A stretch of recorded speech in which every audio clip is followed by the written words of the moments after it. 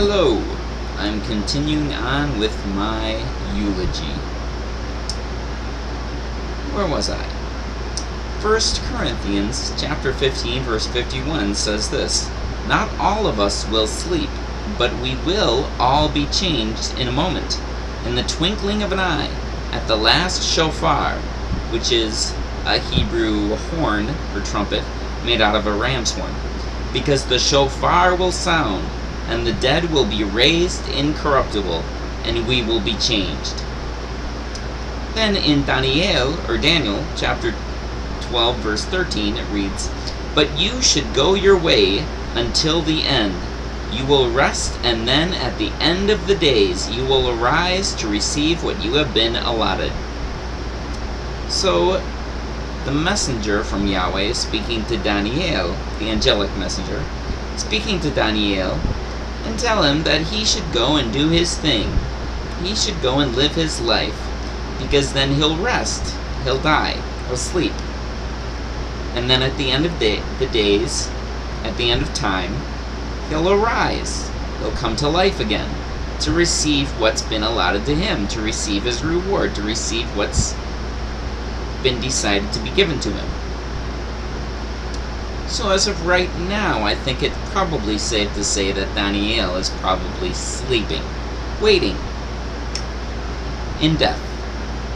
Job also knew of the resurrection. In Job chapter 19 verses 25 through 27, he says, "For I know that my Redeemer lives, and that as at the last he will stand on the earth, and after my skin has been struck off." Sounds like he's probably decomposed. "Yet in my flesh I will see Eloah," which is referring to the Almighty, the powerful authority, "whom I will see for myself, and my own eyes will look on, and not another." So he's saying that even after his flesh is off because of decomposition, that in his flesh he will see the Almighty, the powerful, most powerful authority. Continuing, Job chapter 14 verses 12 through 14 says, "So man," meaning a person, "lies down and doesn't rise." So man lies down and doesn't rise. So a person lies down and doesn't rise until the heavens are no more. Men or people won't wake up or be roused from their sleep. So in death they'll be asleep. Luke chapter 23 verses 42 through 43 says this, "And he said to Joshua, 'My master, remember me when you come into your kingdom.'" This is the thief, the famous thief who's on the cross, or stauros, meaning a cross or a stake, something that they're nailed to die. And Yoshua's nailed next to him, and Yoshua said to him, "I'm telling you the truth today. You will be with me in paradise." That "I'm telling you the truth today" was actually a common way for someone to state something to someone else, saying that they were telling them, they were being honest with them and telling them the truth. They'd say, "I'm telling you the truth today." Interesting. Yoshua himself said in Matthew chapter 12 verse 40 that he would remain in the grave until his resurrection. I think I've already read this, but I'm going to refer to it again. "For as Jonah was 3 days and 3 nights in the fish's belly, so the Son of Adam will be 3 days and 3 nights in the inner part of the earth." 3 days and 3 nights. He would be dead, in the grave. Now, in Revelation chapter 20 verses 11 through 13, the judgment of the dead. "Then I saw a great white throne, and he who was seated on it. The earth and the heavens fled from his presence, and no place was found for them. So he saw the Almighty Yahweh seated on a great white throne, and the earth and the sky fled from his presence because they were so insignificant. And I saw the dead, great and small, standing before the throne, and books were opened." What books were those? Let's find out. "Another book was opened, which is the book of life. The dead were judged according to what they had done, as recorded in the books." So apparently these books are the records of people's lives. And people are judged according to what's written in their books, according to what's been done in their lives, according to what they did and thought and how they lived their life. The sea gave up the dead that were in it, and death and the grave gave up the dead that were in them. So death and the grave. So I think it's meaning that everybody's coming back to life. And each person was judged according to what they had done. Now, how were they judged? Well, the standard is the book of life. Now, what is that book of life? Well, the Torah, the Tanakh, the Brit Hadashah, that's all called the book of life. So the people are judged by what's in their books, what they've done in their life, by the Tanakh and Torah, by what's recorded in Yahweh's book. Interesting. Now the judgment, the purpose of judgment, is to restore life. That's what judgment means. It means deciding what to do with somebody to be able to restore life to them in health and wholeness and goodness.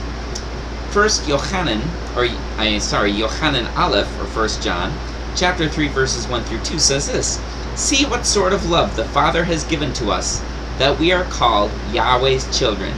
And indeed we are. For this reason the world doesn't know us, because it didn't know Him. Dear friends, we are Yahweh's children now, and what we will be hasn't been revealed yet.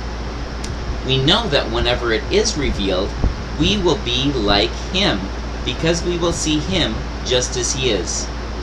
Now, who's the Him referring to? The Father, Yahweh. We will be like Him. We will be like Yahweh. Do you know how incredible and astounding that is?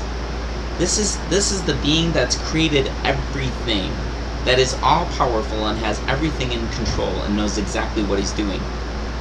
What way will we be like Him? Very interesting. Well, I know some ways that He wants us to be like Him, and I think we will be. If you look in the Torah and the Tanakh, it gives His instructions. The Torah is His instructions. And what are the instructions? The 10 Commandments. Don't lie, don't cheat, don't steal, don't murder, don't hurt each other, don't do wrong to each other, and be devoted to Yahweh. That's how we'll be like Him. By following His instructions, being obedient to Him. Makes sense. Revelation chapter 21 verses 6 through 8 reads, "And He, Yahweh, said to me," so Yahweh saying to me, "It is done. I am the Aleph and the Tau, the first and the last, the first letter and the last letter, the beginning and the end. I will give of the fountain of the water of life freely to him who thirsts. He who overcomes will inherit all things." All things. Kind of like Yahweh made all things. Interesting. "And I will be his powerful authority and gentle protector." That's what Elohim means, which the word God is translated from. It means powerful authority, gentle protector, prime mover. "And he will be my son. But the cowardly," noting that the apostles were very cowardly on the ship when Yeshua told them to keep going. "The unbelieving," so the cowardly, the unbelieving, the abominable, murderers, the sexually immoral, sorcerers, idolaters, and all liars will have their part in the lake which burns with fire and brimstone. Now that description seems to include pretty much all of humanity, except for those that Yahweh's deciding to clean up beforehand. But everybody's going to get cleaned up. And that fire and brimstone has to do with a purifying, refining fire with a purpose. I believe the elect and Mashiach can be Yahweh's fire, but maybe I'm wrong, we'll see. Which is the second death. So the second death is the lake that burns with fire and brimstone. And what does fire and brimstone do? They purify. They make right. They get out impurities. They may not feel so pleasant, but that's what they do. They get out impurities. So apparently, everybody's going to get cleaned up.